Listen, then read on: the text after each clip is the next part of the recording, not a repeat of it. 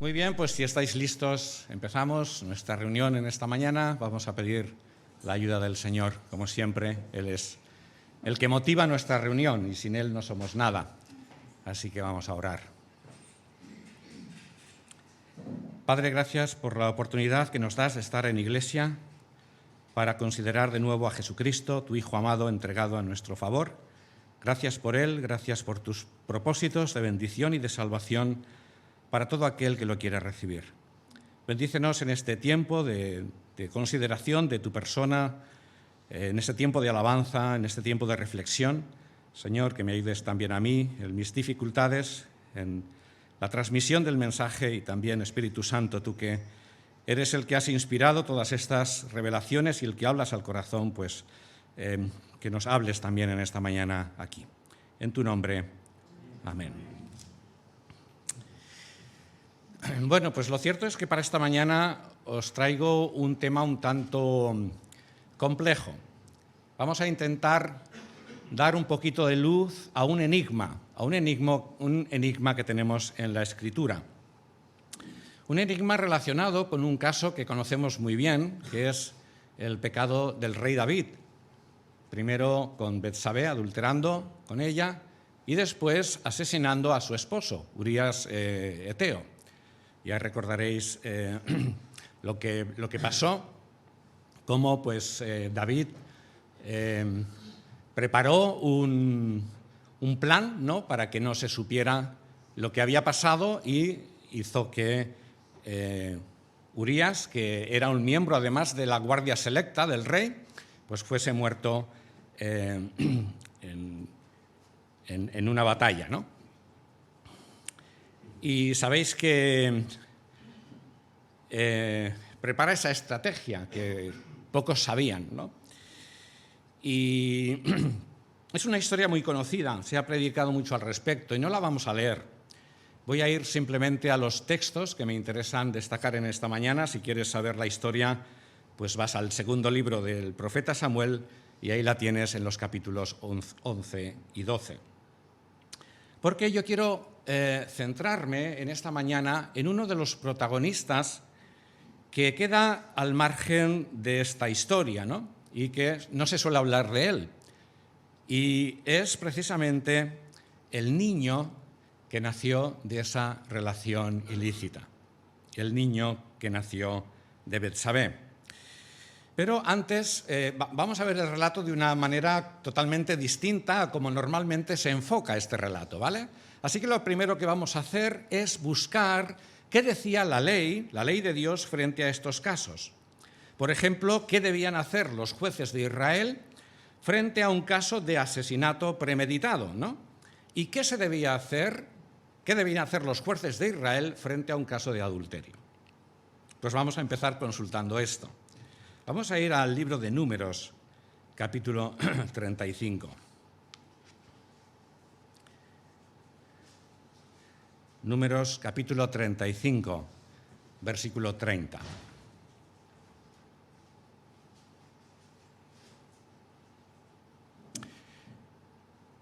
Cualquiera que mate a alguno, por el testimonio de testigos se hará morir al homicida.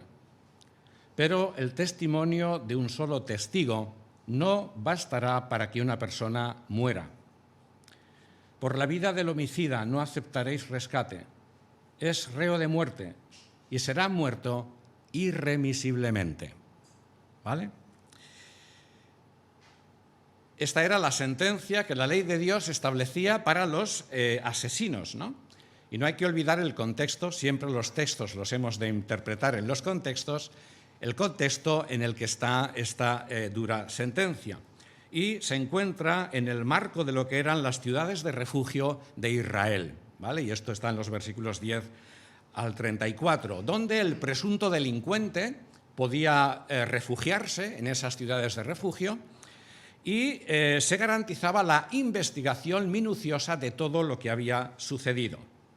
Y entonces, si se probaba la intencionalidad, era muy importante esto, la intencionalidad del asesino, no había ningún tipo de clemencia para él.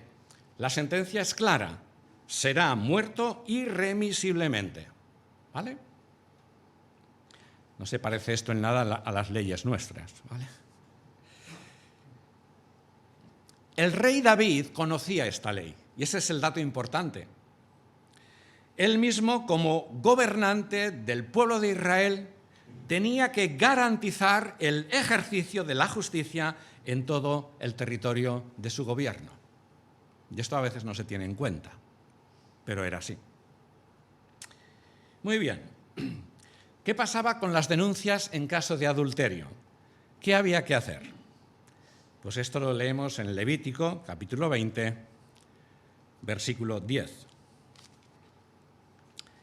Levítico, capítulo 20 y versículo 10. Tendríamos que leer también otros textos en otros contextos, pero bueno, con este tenemos ya una idea.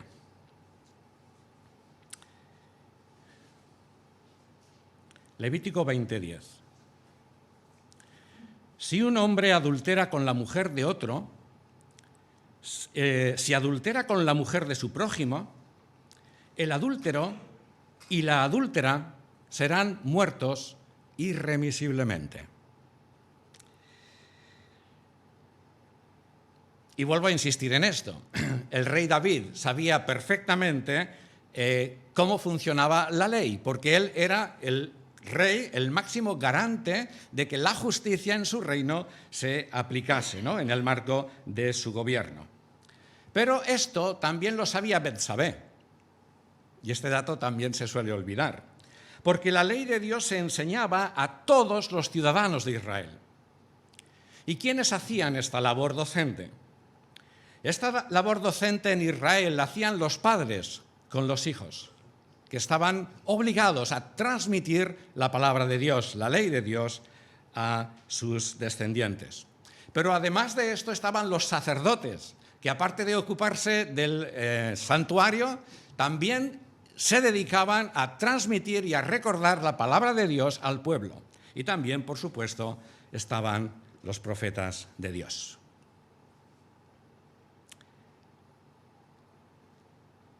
Dios manda a David un profeta. ¿Quién se acuerda de su nombre? Natán. Bien, estáis conmigo, eso es importante. Natán. Natán era un hombre de confianza del rey David. Yo diría que incluso había una amistad consolidada. No era simplemente una relación oficial o institucional, por así decirlo, sino que había algo más, una relación personal, ¿no? Y recordaréis que Natán le cuenta al rey David aquella historia de un hombre rico con inmensidad de ganado, de riqueza, y resulta que un día viene una visita inesperada. Y entonces aquel hombre se acuerda de que cerca, el hombre rico, hay un hombre pobre que tiene una corderita que no la tiene para comer, no, simplemente es una corderita que le ha cogido cariño y la tiene como si fuera una hija, ¿vale? Y aquel hombre rico no se preocupa de ir a su rebaño enorme a buscar comida para la visita y se acuerda de la corderita de ese hombre y va y se la quita, ¿vale? Y ya sabéis que cuando Natán cuenta esta historia a David, David reacciona de inmediato. Hay que aplicar justicia. ¿Cómo es posible que pasen estos en mi reino? El hombre que hizo tal cosa, segundo de Samuel 12, 5, 6, el hombre que hizo tal cosa es digno de muerte. ¿Y por qué es digno de muerte? Lo dice el mismo rey. Primero, porque hizo tal cosa. Y segundo, porque no tuvo compasión. Estas son palabras del rey David, que aplicaba justicia en su reino. Y entonces es cuando Natán, ¿verdad?, le dice aquellas palabras demoledoras. Y para Natán fue duro decirle esto. Tú eres ese hombre. Tú eres ese hombre. Y el rey David, cuando escucha estas palabras, se derrumba totalmente, ¿vale? Y por fin entiende la gravedad de todo lo que ha hecho, de todo lo que ha hecho delante de Dios, que ve y sabe todas las cosas que hacemos todos y cada uno de los seres humanos. Bueno, ¿qué hacer? Ya hemos consultado lo que dice la ley de Dios con los adúlteros y asesinos en Israel. Pero cuando nosotros leemos el relato, vemos, en primer lugar, que Betsabé, curiosamente, queda al margen de todo. Betsabé tenía una parte importante de responsabilidad, ¿vale?, en lo sucedido. No quiero entrar en detalle y entrar en los pormenores, ¿no? En realidad, todos los personajes de este suceso tenían parte de responsabilidad. Yo diría que hasta incluso Urías. Me sospecho que él no tenía que estar en el frente, sino que tenía que estar con su mujer. Pero como digo, no puedo entrar ahora en este detalle. Hace mucho tiempo di un mensaje acerca de esto. En el relato de los hechos no hay ninguna sentencia contra Betsabé, ¿vale? Y era culpable. En cuanto al rey David, después de que le comunica la sentencia de Dios, las consecuencias que va a tener estos graves pecados a partir de entonces para su gobierno y para su descendencia, dice lo siguiente, vamos a leer, esto sí lo vamos a leer, segundo libro de Samuel, capítulo 12, versículo 13. De hecho, a partir de aquí hubo un antes y un después en la vida de David. A partir de ahí la cosa fue un desastre en su familia y en su gobierno. Segundo libro de Samuel, capítulo 12, versículo 13. David dijo a Natán: he pecado contra Yahvé. Es lo único que logra decir David. He pecado contra Yahvé. No dice más. Y Natán dijo a David: también Yahvé ha hecho que tu pecado sea remitido. No morirás. No morirás, aunque merecía la muerte.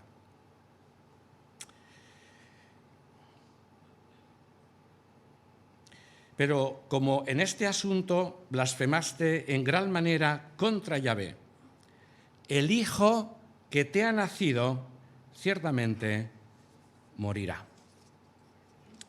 Antes de continuar, quisiera hacer una nota textual, ¿no?, una aclaración textual sobre este último versículo, porque aparece de diversas formas, depende de la versión que tengamos, sobre todo las antiguas, dicen: por cuanto con este asunto hiciste blasfemar a los enemigos de Yahvé.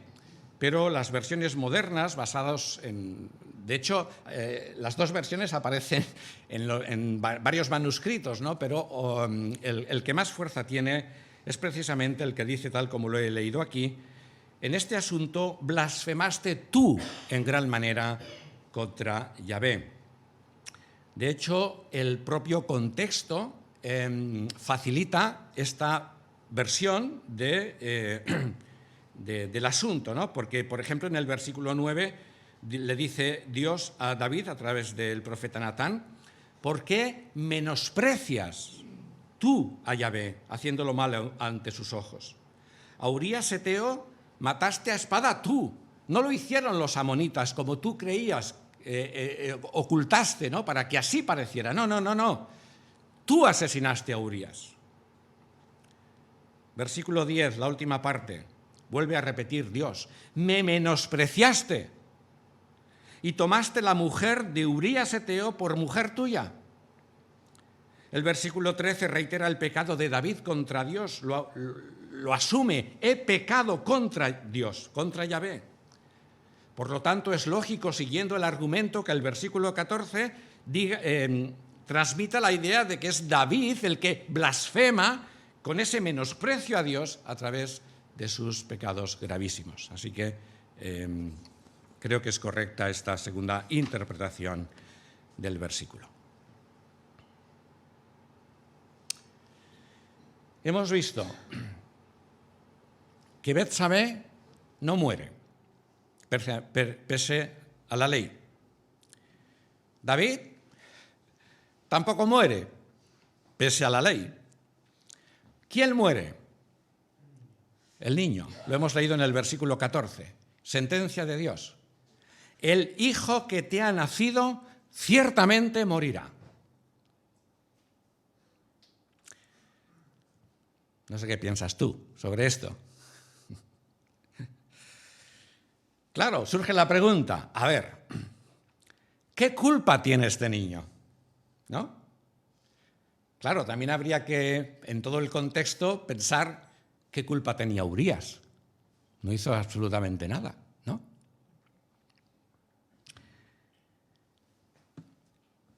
En el marco de esta reflexión amplia que estamos haciendo, ¿vale? Digamos que una infidelidad sexual se puede perdonar. Cabe esa posibilidad, obviamente, ¿no? Pero un asesinato no. No se puede volver a la vida a una persona que ha muerto. Esa es la diferencia entre un pecado y otro, pero los pecados son los dos. Se calcula que entre el capítulo 11 y el capítulo 12 del segundo libro de Samuel ha pasado un año aproximadamente, ¿no? Y esto nos ayuda a pensar que el niño era un bebé, tendría entre 1 y 2 años, ¿vale? Y el versículo 15 dice que Yahvé hirió al niño que la mujer de Urías había dado a luz a David y se agravó, ¿vale? Y es curioso cómo identifica aquí Dios a Betsabé, ¿vale? Dice la mujer de Urías. En realidad ya estaba viviendo con David en el palacio, ¿vale? La había tomado como su mujer. Pero para Dios no era la mujer de David, era la mujer de Urías. Y otro dato en el que hay que fijarse es en lo que estamos reflexionando, ¿no? Es la acción de Dios contra este niño. Yahvé hirió al niño y se agravó, ¿no? Posiblemente a través de una enfermedad grave.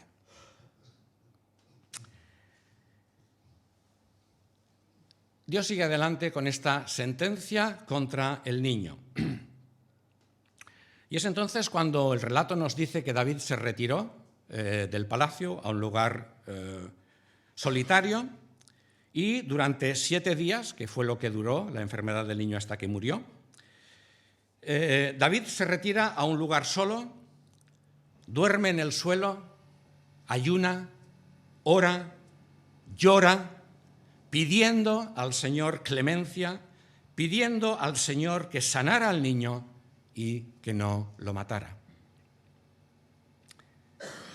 Y estos 7 días fueron terribles para el rey David, porque el rey David sabía perfectamente que el que tenía que morir era él y no el niño. Pero Dios no cambió la sentencia y siguió adelante, y el niño finalmente murió. Y aquí tendríamos un ejemplo, ¿no? Porque de esto se habla poco. Se habla cuando Dios contesta las oraciones, ¿verdad?, afirmativamente, que es lo que todos queremos. Pero aquí tenemos un ejemplo de cuando Dios no contesta la oración. Dios siempre escucha, pero a veces ni siquiera cuando uno se humilla de la forma hasta el extremo, como lo hizo David. La pregunta sigue en el aire. ¿Qué culpa tenía este niño? En toda la trama de la historia, de esta terrible historia, este niño es una víctima inocente, estaremos de acuerdo, ¿no? Él no había hecho nada, solo venir a la vida en un contexto que no era el más adecuado, pero este niño no había hecho nada que mereciera la muerte. ¿No? La cosa se complica todavía más.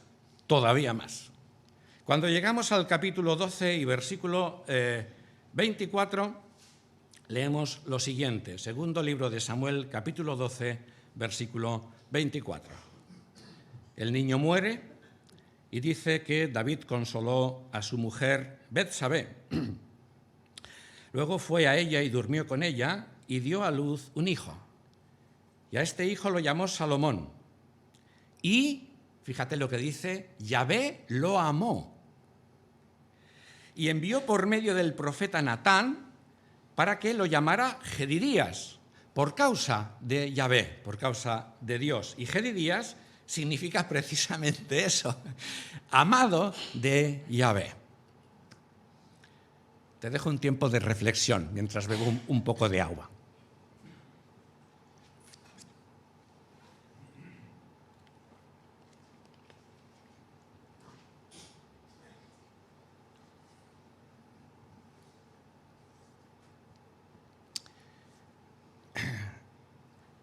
Tenemos delante de nosotros a los mismos protagonistas de la historia. Tenemos a Betsabé, tenemos a David, tenemos a Natán, tenemos a Dios y tenemos a dos niños.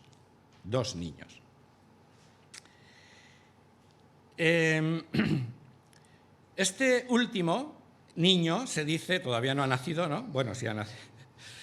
Le dice explícitamente que Dios lo amó, ¿vale? Y esto nos puede sorprender, porque si conocemos la vida de Salomón, especialmente el final de la vida de Salomón, nos puede sorprender un poco, ¿no? Pero digamos que ahora todos son congratulaciones para este niño legal, ¿no? Este niño es legal, ¿vale?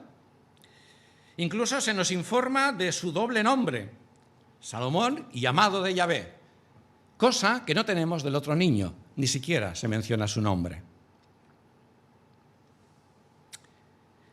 ¿Significa esto que el otro niño era ilegal?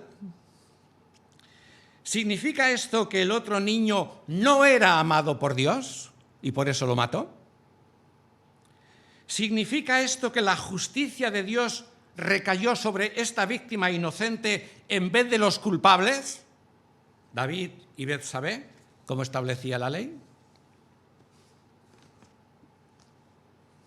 ¿Qué piensas? Este es el enigma. Este es el enigma.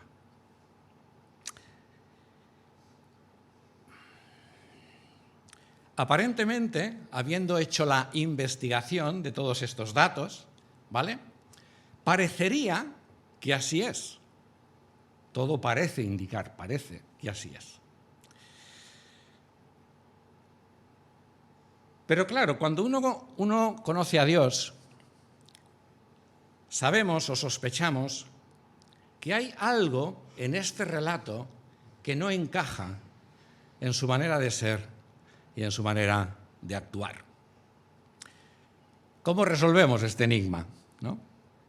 Cuando nos pasa esto, lo lógico es buscar luz en otras partes de la Escritura o en otros casos, ¿no? ¿Hay algún versículo, hay algún pasaje, hay alguna historia que nos pueda dar un poquito de luz a este problema que tenemos en esta mañana? Pues sí, sí que lo hay. Salmo 51. Salmo 51. ¿En qué sentido?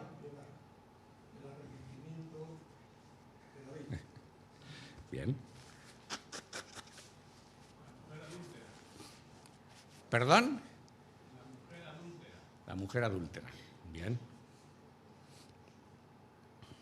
Está bien, está bien.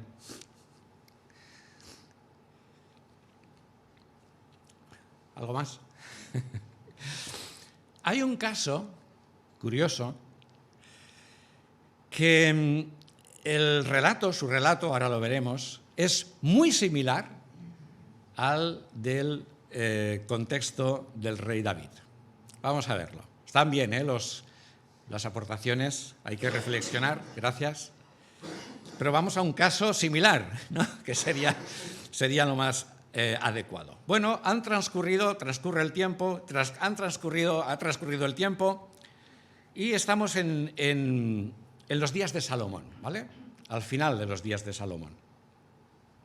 Sabéis que en los últimos años de Salomón se le fue la cabeza también y dejó al Señor y se dedicó a la idolatría.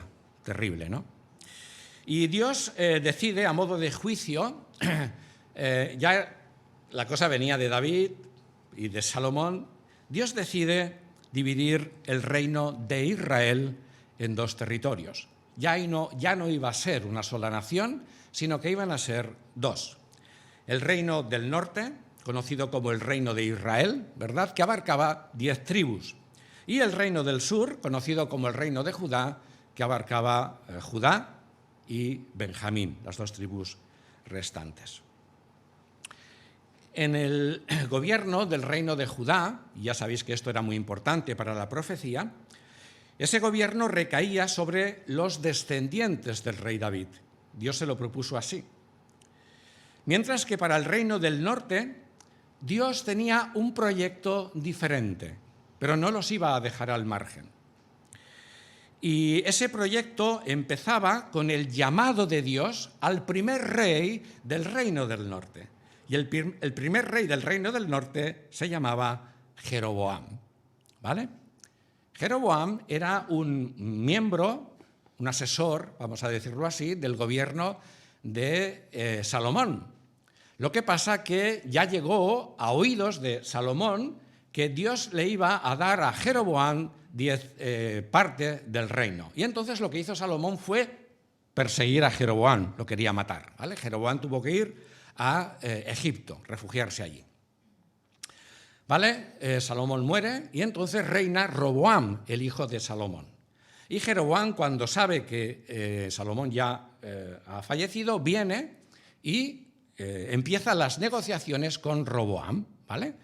Y entonces Roboam no quiere saber nada de Jeroboam y es entonces cuando Jeroboam organiza esta división del reino. El relato de la vida de Jeroboam lo encontramos en el primer libro de Reyes, capítulos 11 al 13. Yahvé había previsto, ya sabéis que era muy importante, que siempre hubiera un profeta como testigo y que hiciera el nombramiento de los reyes, pues manda al profeta Ahías a la ciudad, que era de la ciudad de Silo, a encontrarse con Jeroboam para precisamente presentarle ese nuevo proyecto que Dios tenía para el reino del norte, el reino de Israel, ¿vale? Y es muy importante ver, ahora veremos algunos versículos, cómo ese proyecto que Dios tenía para Jeroboam era casi idéntico al proyecto que tenía para David. Vamos a leer el primer libro de Reyes, capítulo 11, versículo 37 y 38. Dice Dios a Jeroboam, a través del profeta Ahías, primero de Reyes 11, 37. Yo pues te tomaré a ti y tú reinarás sobre todo lo que tu alma desee y serás rey sobre Israel. Israel, la parte de los 10 tribus, no todo Israel. Es importante tenerlo esto en cuenta. Y sucederá que si obedeces todo lo que te mande y andas en mis caminos y haces lo recto ante mis ojos, guardando mis estatutos y mis mandamientos, como hizo mi siervo David, ¿vale? Y a David le dijo prácticamente lo mismo, yo estaré contigo y te edificaré una casa firme, como se la edifiqué a David. Estos eran los propósitos de Dios para Jeroboam. Eran propósitos idénticos a los que propuso a David. Y es obvio que Jeroboam conocía la historia de David, ¿no? Y sabía que Dios había cumplido su palabra en todo. De hecho, ahí estaba en el reino del sur un descendiente de David. y por lo tanto tenía la garantía, y sabemos que Dios siempre cumple lo que promete, de que le iba a formar una casa, una dinastía real para ese reino del norte, tal como lo hizo con David. Pero la historia bíblica nos cuenta que a Jeroboam no le importó para nada los proyectos de Dios. Hizo todo lo malo posible y su influencia en el reino de Israel, en el reino del norte, fue nefasta. Promovió la idolatría, promovió la maldad y especialmente contra Dios. De tal manera que desde entonces fue el ejemplo contrario de lo que fue David. Y si vamos leyendo en el relato, vemos cómo hay estas dos comparaciones, ¿no? Hizo lo bueno como hizo David, los reyes posteriores, o hizo lo malo como hizo Jeroboam. Fue el ejemplo supremo de rebeldía y de maldad contra Dios. Así que Dios decide juzgar a Jeroboam. Y Jeroboam tuvo un hijo que se llamaba Abías, que curiosamente significa el Señor es mi padre. No creo que este nombre se lo pusiera él, quizás se lo puso la esposa, ¿no? Este niño, por el interés que Jeroboam tenía en él, debía ser el sucesor en el trono, ¿vale? Aunque el texto se refiere a él como niño, hemos de entender que era un poquito mayor que el otro, ¿vale? Tendría una edad, no sabemos cuánto, porque no lo dice el texto, habla de niño, pues no sé, 4, 5, 6, 7, 8 años, no lo sabemos, ¿no? Y el relato bíblico nos dice que este niño cayó enfermo de una enfermedad grave, pero no la mandó Dios. Y esto es importante tenerlo en cuenta. Fue una enfermedad que la contrajo de forma natural. Y entonces Jeroboam, preocupado, manda a su mujer disfrazada, ¿vale?, a Silo, donde estaba el profeta Ahías. Ahías era ya muy viejo porque había pasado el tiempo y a causa de su vejez estaba el hombre muy fastidiado, no veía, ¿no?, pero la relación con Dios la mantenía y eso es importante, ¿vale? Y Dios le había comunicado al profeta Ahías previamente todo lo que iba a ocurrir. Ahí sabía todo. Vamos a leer 2 versículos en el capítulo 14 del primer libro de Reyes. Versículo 5 y 6. Pero Yahvé había dicho a Ahías: he aquí la mujer de Jeroboam viene a buscar palabra de ti. Qué importante es esta frase. No dice viene a buscar palabra mía, viene a saber qué digo yo.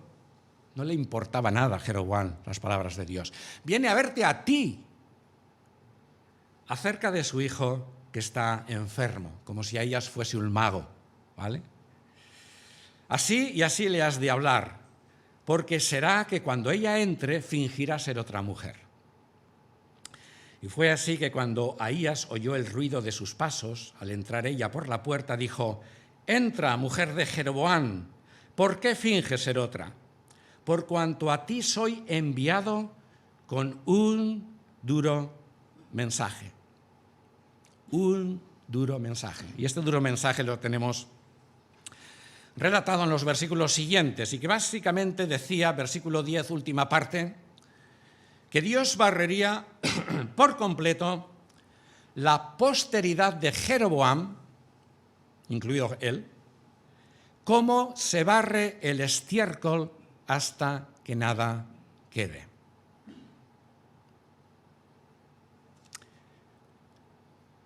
Es muy curiosa la ilustración que Dios usa aquí para hablar de Jeroboam. No sé si lo has pensado. A Jeroboam, y es así, si leemos su historia, Dios no le había importado absolutamente nada. Yahvé, déjame en paz. Paso de ti, paso de tus propósitos. Prefiero adorar a un becerro de oro antes que a ti. Esta fue la actitud de Jeroboam. porque puso becerros de oro en todo su reino, para que la gente no fuera a Jerusalén a adorar al Dios de Israel, sino a los becerros. Esta era la actitud continua de Jeroboam contra Dios.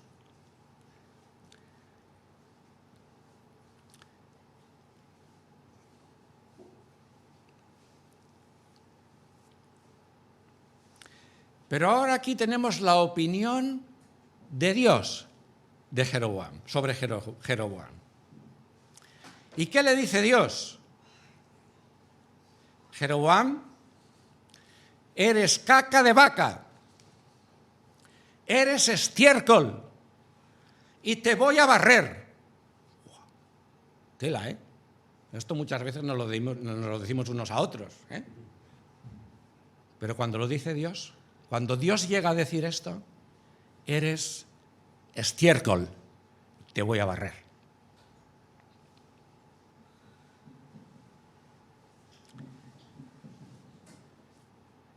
Y como hemos visto en el caso de David, Dios a través de su profeta Ahías comunica a la mujer de Jeroboam lo que va a pasar con el niño, y esto es lo que nos interesa en relación al otro. Primer libro de Reyes, capítulo 14, versículos 12 y 13. Primer libro de Reyes, capítulo 14, versículos 12 y 13. Le dice Ahías a la mujer de Jeroboam, levántate por tanto y vete a tu casa. En cuanto tus pies entren en la ciudad, en cuanto tus pies entren por la ciudad, el niño morirá. Y todo Israel hará duelo por él y lo sepultará. Y atención, porque aquí viene lo interesante a partir de ahora. Pues este es el único de los Jeroboam que será sepultado, porque en la casa de Jeroboam, esta es la frase que quería destacar, solo en él he hallado algo bueno delante de Yahvé, Dios de Israel. En este niño, solo en él he hallado algo bueno delante de Yahvé.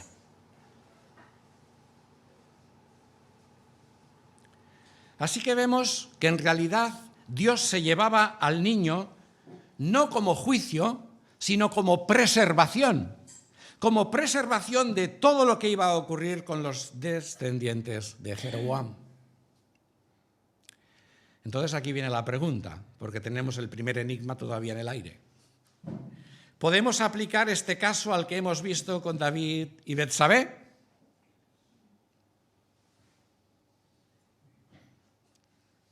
Yo creo que sí, por supuesto que sí.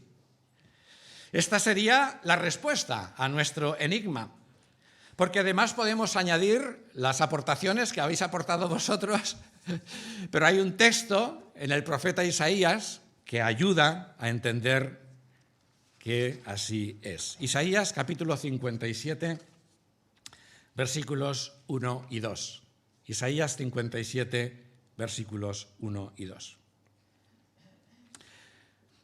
Dice, perece el justo y nadie repara en ello.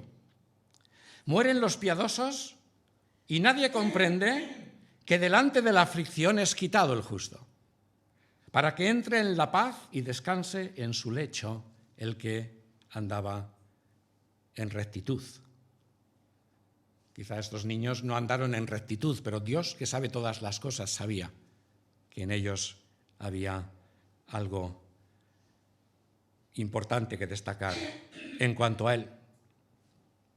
Así que a veces las cosas que pasan con respecto a Dios y a las personas no son lo que parecen. Muchas veces cuando ocurre esto en nuestra experiencia, ¿verdad? Cuando Dios se lleva a alguien al que queremos o al que valoramos, a veces nos preguntamos si realmente lo que pasa es, si es un juicio de Dios, si es que Dios me está castigando, ¿no? por algo, ¿no? Y puede ser todo lo contrario.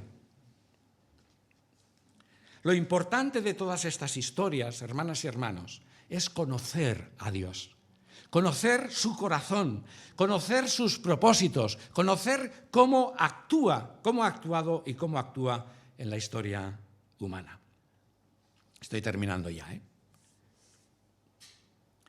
Y a mí lo que me impresiona de todos estos textos es cómo Dios trata a cada uno de los personajes que hemos visto.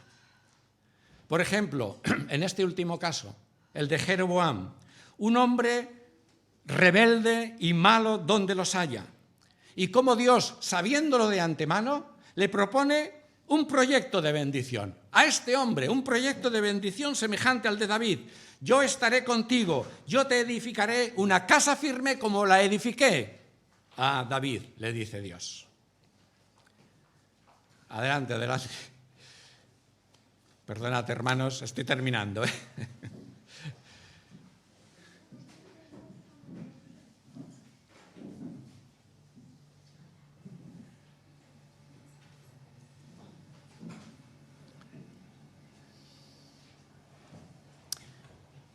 ¿Cómo es posible que Dios, sabiendo todas las cosas de antemano, sabiendo que Jeroboam va a pasar olímpicamente de él, le proponga una propuesta así, sabiendo que no le va a hacer caso? ¿Se estaba burlando Dios de Jeroboam? No.